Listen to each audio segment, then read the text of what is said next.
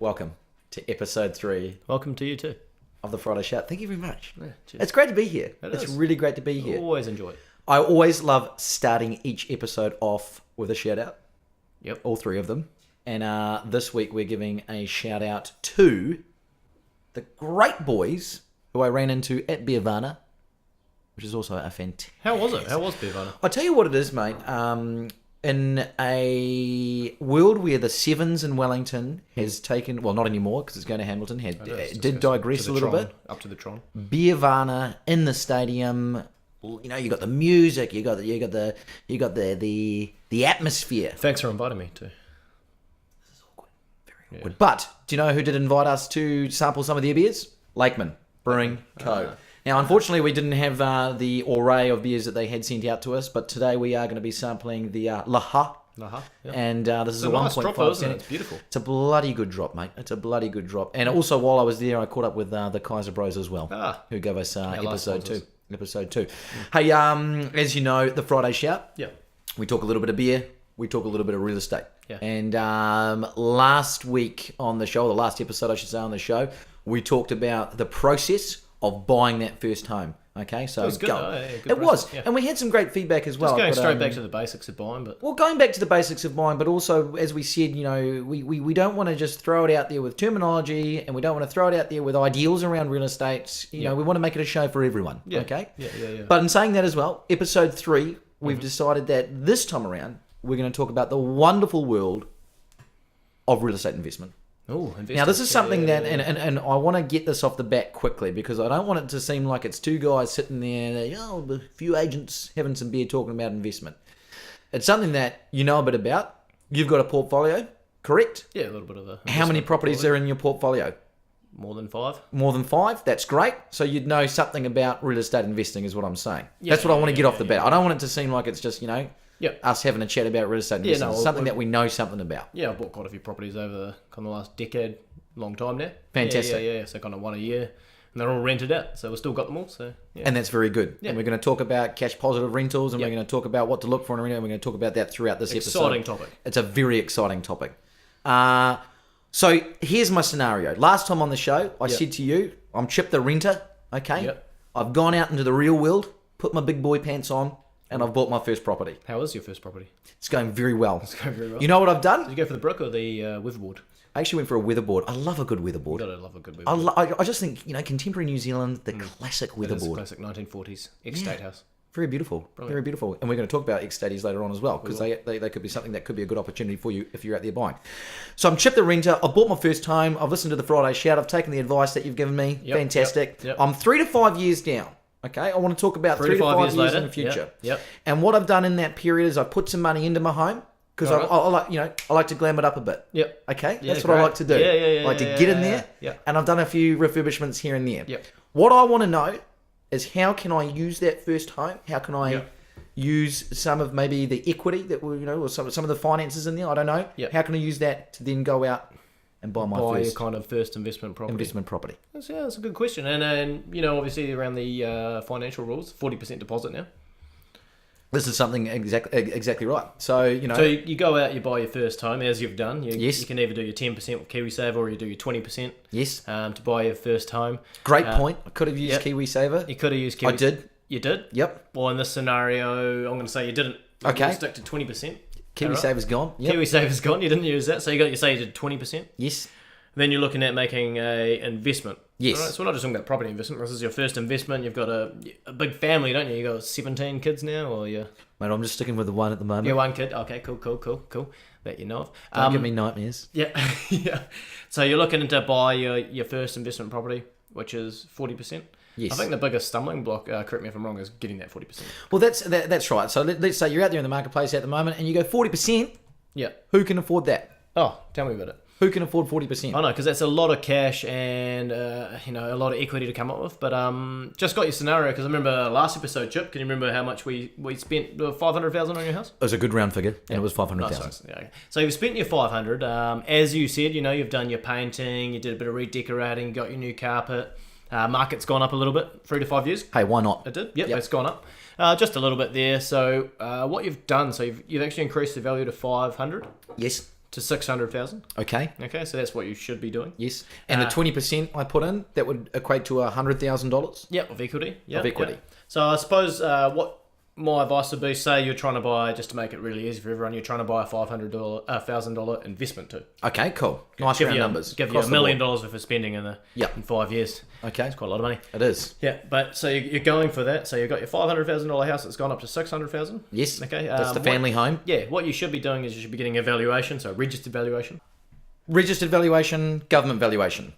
Difference. So one's done by the council. Yes. So if you do any renovations to your home that require permits and stuff, then they'll put your rates up, and they like to put your rates and your valuation up every kind of 3 or 4 years, depending on which city you're in. Yep. And then your registered valuation is a professional, so you get a professional valuer around. Yes. Okay. Then they tell you how much your home is worth. Why you're asking that question though, probably in terms of getting your extra $100,000 in value. Yes. You can then go to a bank. Okay, or your mortgage broker. Yes. They'll look at that extra $100,000. Yes. Okay, so say your $500,000 house goes to 600. Yes. Okay, you've increased your equity. Yes. So we talked about the deposit is also equity. They'll lend you 80% now of 600,000. Gotcha. Okay, which will then give you an extra $80,000. Beautiful. You with me? So I'm now with you've got $80,000. Yeah, absolutely. Yeah. So at the moment, as you know, an investment property anywhere in New Zealand, you're probably not going to pick up a decent rental property. Yes. You can outside of the main centres, and they're in Wellington, Christchurch and Auckland. But you're going to probably need around about $200,000 equity. Yeah. To make your 40% for a $500,000 home. That's right. So you got your 80,000. I got my 80. Now you have to be a good saver. Yeah, that's You've right. been spending money in the last 3 to 5 years? Mate, no, I've been saving You a haven't storm. been going to be a Havana and spending money there? You know, I like to splash out every now and again. Yeah. You know, I like to. I work hard. I work hard. It is bloody hard work, and that's why a lot of New Zealanders at the moment are saying you can't buy your first home, you can't buy rental properties.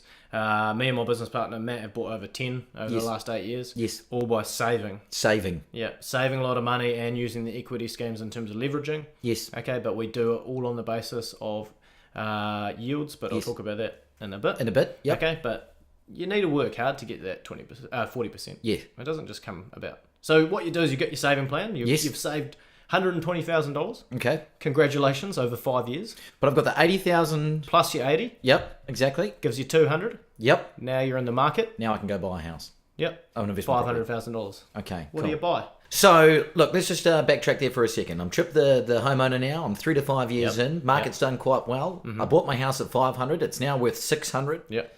I've got a registered valuation done by a professional.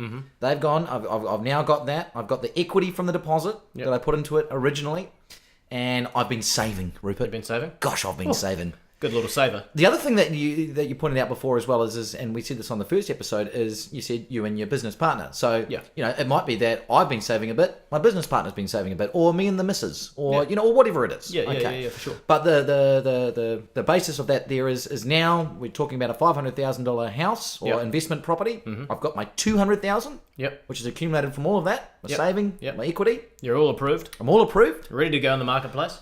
Everyone said you couldn't do it. I know. You know. But you're there. Mindset. Yeah. Now I'm there. I'm confident. I'm out there. I'm ready to go.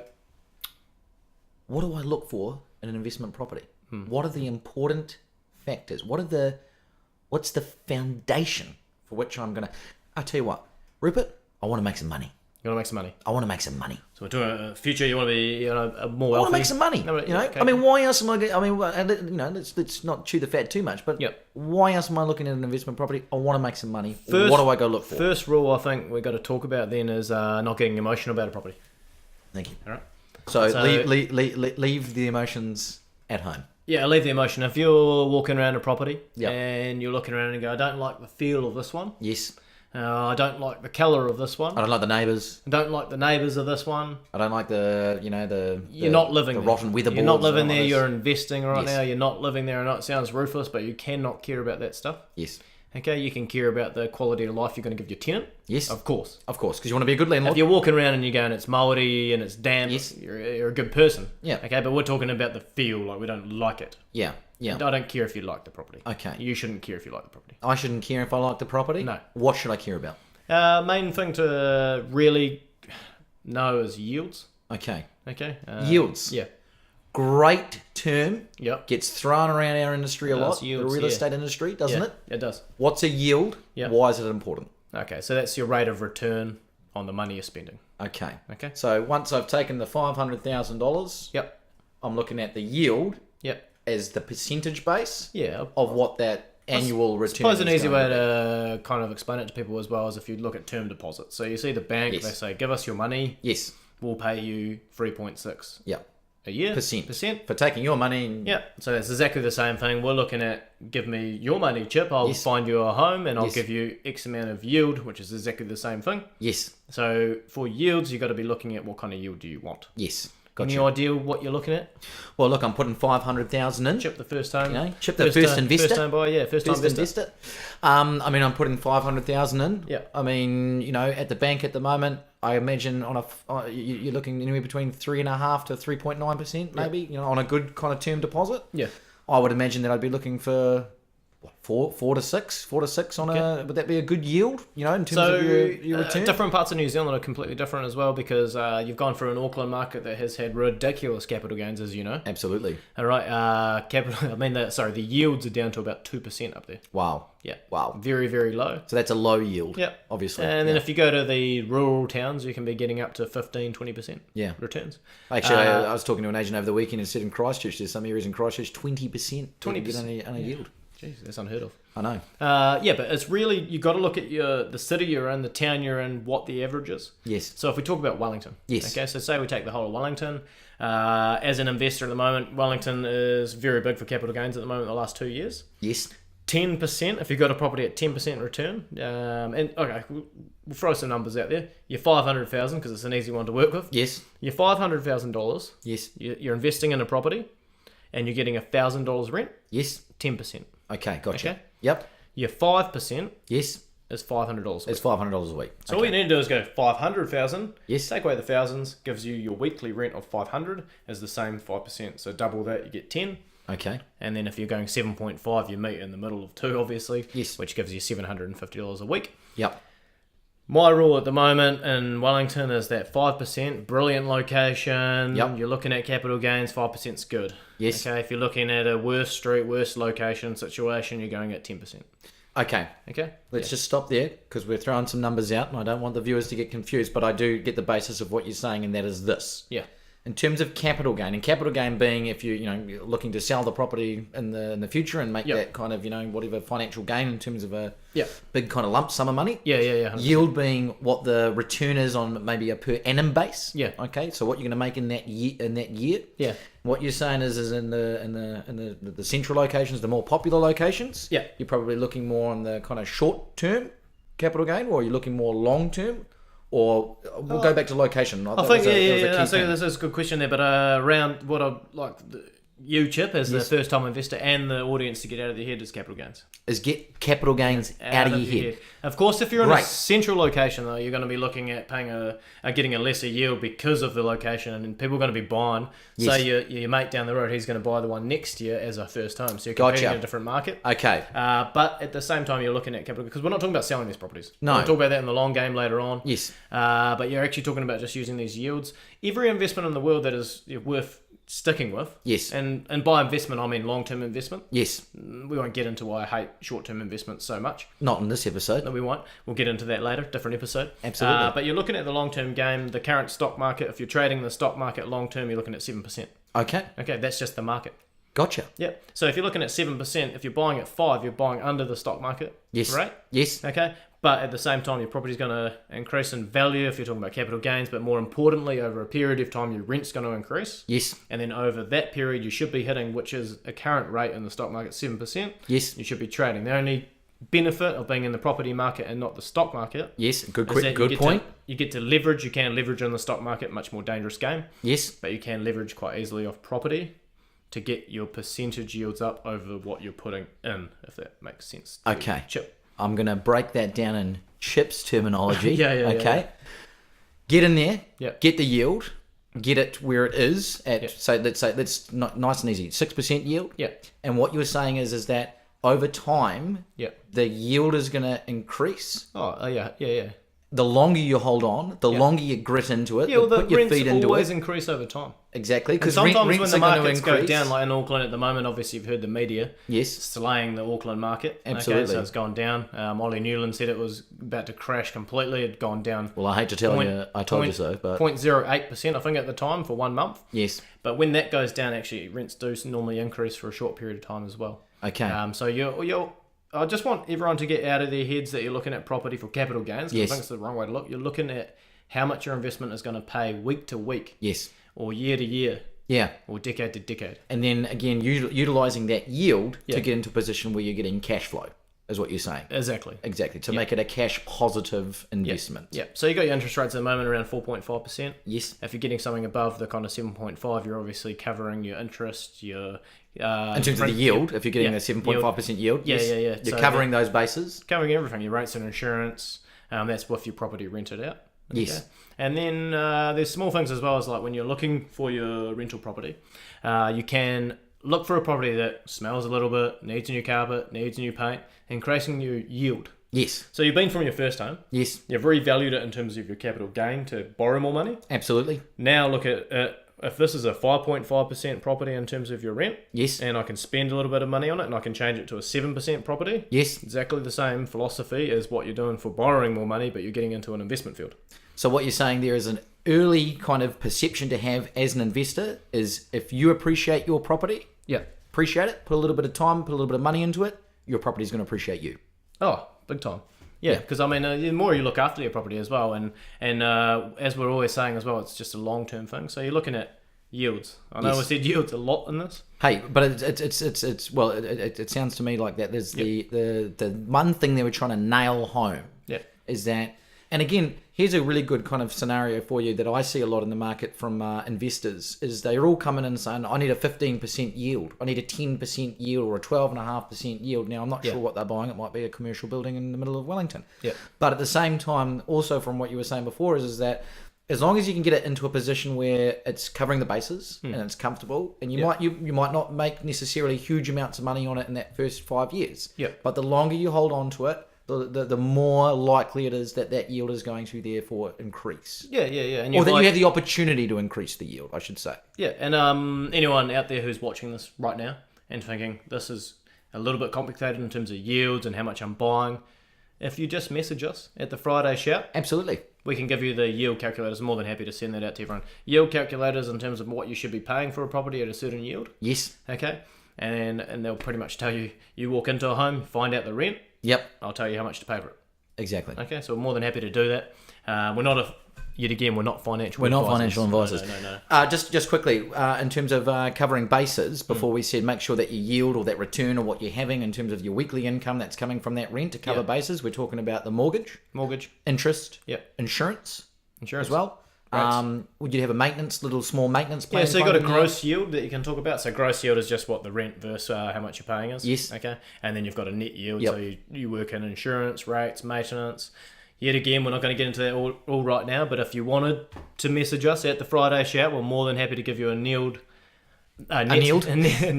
net yield calculator that will work out all of that for you. Yes. Because the main thing is we're talking about long-term investing with yields and all that kind of stuff. So. And just to summarise again, in terms of capital gains, Yes. we're not talking about buying a house Yep. and then trying to flick it in. We're not selling these, so who cares about capital We're gains? not talking about selling these houses. You could be paper rich, but cash flow is the main thing. You know, yeah. If you've got capital gains, fantastic. Oh, I'm worth 2.5 million of nothing because I've actually don't have any cash. Yeah. What's the point? Exactly. Looks great and sounds great when you're chatting to your mates if you're that way, but it's more important to have cash. Absolutely. Yeah. Bloody good stuff. Yeah. Bloody good stuff. You don't mind if I grab another beer, do you? Mate, I'd love you to grab another beer. I'd love great. you to You- grab another beer. you- And I will wanna- also, yes, I Finish would that one love off. to. Finish that one off. Now, look, before I do, Yeah.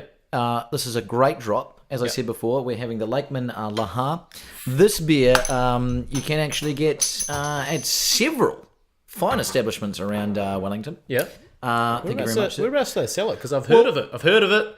It's an underground one. Everyone loves it. Mate, most notably, you can get it from New World, Thorndon, Schaefer's, Porirua City, Churton Park, and Kapiti Coast, along with Lambton Goods, Liquorland Waterloo, Liquorland Miramar, and Ellistown Liquor Centre. I actually picked these ones up From Wine and Spirits, Petone Wine and Spirits down on Udi Street. Ah, that's a great. I'm not quite sure establishment as well. if that's the name of the company, Yeah, but but it is a great establishment. I go there. it was a great establishment and too much, though. and great guys.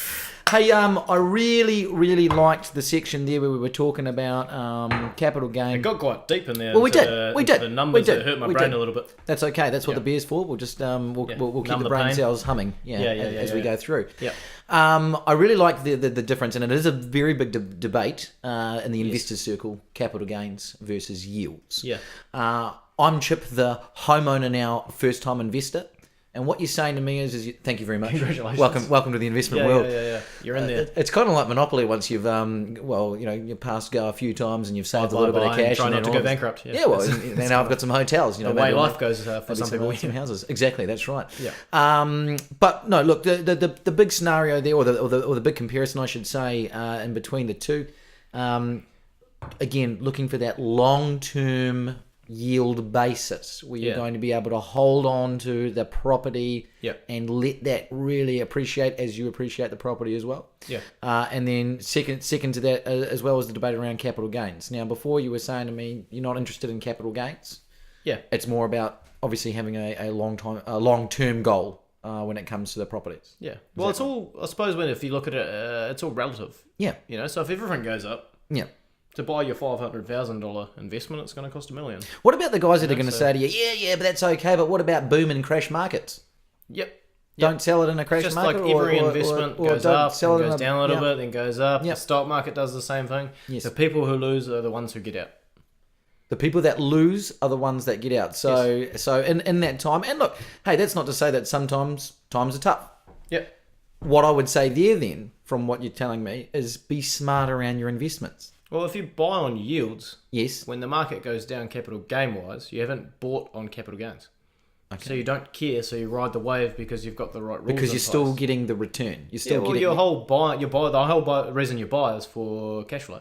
correct. You're not buying just to go, oh, it's gone up 50,000 of fake money. And by cash flow as well, we're not talking about thousands of dollars necessarily coming through the books. We're talking about cash flow, as we said, to pay off the mortgage, to pay You off pay the your interest, principal, to pay you off... pay your interest. That's a complete another situation where we're going to have Mark Cook on the show and talk about finances. Yes. Which will be brilliant because I think there'll be half an hour show in terms And of... Cookie's got some great chat. He does have some He's great got some chat. great chat. Brilliant chat. Bit of a rugger player, I believe. I'm sure he can share a few Rugby. stories. Yeah. But what you're saying, I mean, and that's a good point as well. Is that okay? So you've got the income coming in from a rental perspective. Yeah, you do. Okay. Yep. You're holding on to that. So if the market goes down, well, you've still got the opportunity to rent that property out. Yep. Pay off the mortgage. Get the interest done. Yeah. Your margins. I mean, I don't know if the yields go. The margins may slip, but in another growth market, it's like you're saying, it's going to go up. It's going to go down. Yeah. When do I sell these properties, or do I just hold on to them Just hold forever? on to them forever. Forever. Yeah. And there was a great word you've used throughout this episode, and that is the word leverage. Yeah. And when you're saying that after a while, Chip, the first-time homeowner, buys Chip, the first-time investment property. Yep. And then once that's got some equity in it as well, Yep. I can imagine that I can leverage off the first home maybe, or the family home, the second investment, get the third investment, and that's how you'd grow that kind of portfolio situation. There's a that you're saying going through. that time heals all pain. Oh, that is a bloody good call. And it's true though as well Sunshine. with financial pain. Yes. As long as you use the right rules. Okay. And saving was another big thing that we have to said from the save. start. You have But we're to talking be about long safe. term as well. Like, if say, how old are you now, Chip? I won't use that joke again. You tell me the truth. Well, look, I've just turned 31 years Yeah. old. So say Chip's 31. Yes. He's got his first home. Yes. He's got an investor. Happy about it. Great. Yes. Investment, not Yes. investor, but he's got an investment. Yes. Perfect. He wants another few rental properties. At 50, right? You could have 10 investment properties Yes. if you just stick to your game plan of 19 years. Yes. Too many people in New Zealand look for the next 2 to 3 years. Short-term gains. I want to buy it. I want to flick it. I want to make that quick cash. Quick cash. I want to get the quick cash. I don't know if you've ever had cash in your wallet. It doesn't last too long, does it? No, in fact, I don't even have a wallet anymore. Yeah. But if I give you $100 a week, Yes. it's going to come forever. All right. Yes. Okay, yep. Your whole game plan is you get your first investment. Yep. The same thing happens in cycles about 10 years. You're going to create more capital gains Yes. that we're not entirely basing our whole investment strategy on. Yes. But that's going to create more leverage. You're going to still have a saving plan. The great thing is as well, if you stick to the rules that we talked about between that 5 to 10% Yes. yield, Yes. you're not actually going to be putting any of your dollars per week into the investment. So what you're saying is that the rent's coming in, Yep. the yield's there, you've done the calculations, Covers everything. and it's covering everything. Yeah. So if you cover everything as well, then you can just forget about that investment. It gets taken care of itself by the renter. Yes. Okay, we can talk about property management companies. You probably want someone to look at it, but that's another scenario as well. But then you go on and you go, all right, so where's Chip, the first-time investor? How's he going to get his second one? 3 to 5 years later, you do the same thing. Your property's gone up 100. You've done some work on your investment property. You can then again borrow off not just your investment, but your first time. Yes. I'm a big believer as well, talking about leveraging, because it's a dangerous situation. Yes. Back in 2007, when I first started selling real estate, a lot of people went bankrupt. It was terrible. That's right. But they were leveraging at 0 to 10%. Okay, myself, I like to be in the 40 to 50% range. Okay. So you're always at a very safe level, because if the market dropped 40%, you're still okay, which would be terrible for everyone. Well, but you need to have the right level of leverage. Yes. Okay, but then you're looking at just continue on in a very, very subtle approach. You don't want to be going and just buying every 6 months and stretching yourself. Yes. But you should be able to go then in 3 years, buy another investment. Yes. Buy another investment. Yes. Buy another investment. Okay. Okay, so cycling wise, you're saying that good savings plan. yeah, Because the other thing about the savings plan as well is that, hey, if something does happen and you don't get a tenant in that property, yeah, you're going to have to obviously put that money into there. But all going well, and we like to keep it positive and optimistic around here at the Friday Shout. Yeah. All going well, you get that tenant in there, that long-term tenant or that long-time tenancy program. Yeah. And you've got the savings, the savings plan in place as well. Yeah. So cycle-wise, there's a position there every 3 years to kind of tack on another home on the yeah. Well, I'll just put 3 years the in there, portfolio. but my whole philosophy is go as fast as you can, as long as it's safe. Oh, that's good. Yeah, That could be that could be a tagline for. But no, it's true though, because a lot of people move too fast. Yes. And then get themselves in a lot of strife. So you got Yes. to be very sensible, but you got to stick to the yields, the rules that we talked about. Where does it fail? Where does From it your fail? experience, where does it fail? for Well, people? like we talked about the 5 to 10% yields. I've seen it time and time again, and then all of a sudden, someone finds a property right in the best location. Yep. They love the house, Yes. and they buy it at 2.5%. The market falls, the interest rates go up. Yes. You don't have the shirt on your back. Yeah. But that's where it fails, where you don't think about it, you get emotional. I've done it before. Everyone does it. They go, get all excited, and they buy it. They buy out of emotion, Yeah. and they're not out of calculation. Gotcha. Yeah, so it's very important that you move slowly through the process. But that property we talked about, 500,000. Yes. Okay, and it's $500 a week rent, so you're buying it at 5%. Gotcha. What's that rent going to be in 20 years? Well, that's the thing. What was it 20 years ago? Have a guess. 20 years ago, gosh, you'd be paying $100 if that. Maybe $100. 150. You probably bought that for 5% at the time, at $100,000, and you got 100. Then now you're up to 500. Yes. You've got probably a $60,000 mortgage, and you've got $500 a week rent. Does that work for you? Yep. So let's just forward think and just go, hey, let's look into the past so we can look into the future. It's pretty obvious. So what you're saying is that in terms of where the cycle has been in the past, Yeah. and where it's going in the future, Yep. again, the main message is calculate, don't be emotional, Yep. and make sure that you've got that contingency plan in place. Yep. And if that's the process that you are operating within, holding on to that property, and in time, Just hold and buy. I think it's a very simple process. How many properties? I mean, do you need? As much cash flow as you desire. As much cash flow as you desire, because that's essentially what we're creating. I mean, we're talking about the long term now. Safe cash flow, though. Safe cash flow. So I think that's enough. We've got some rules. We've got everything. So hopefully we're talking about that. And next week we can get into even more depth. Yes. Situation. But I think the question is Conor McGregor, who's going to win Mayweather? McGregor all day. You're a McGregor fan. I look at it this way, and I'll base that on this as well. Okay, I think he's investing a lot in not just the sport of boxing, understanding the sport of boxing, but he's also investing in his mind, and he's investing in his health. Yeah. And I think that, just like you said, he's probably got a long-term plan for that. Yep.